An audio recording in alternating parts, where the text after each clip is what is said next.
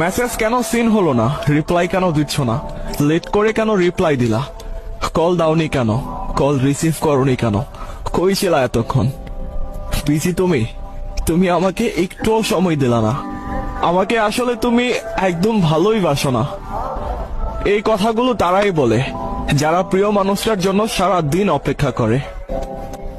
বেশিরভাগ সময় প্রিয় মানুষগুলো এইসব কথা শুনে সিংহের মতো গর্জে ওঠে। কেনই বা কৈফিয়ত দিতে হবে? সে তো আর চুক্তিবদ্ধ না।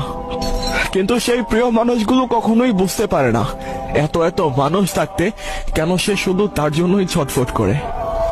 আর সবচেয়ে বড় কথা হচ্ছে তারা কখনোই বুঝতে পারে না এই পৃথিবীতে লক্ষ কোটি মানুষের মধ্যে সে নিজেই একজনের পৃথিবী।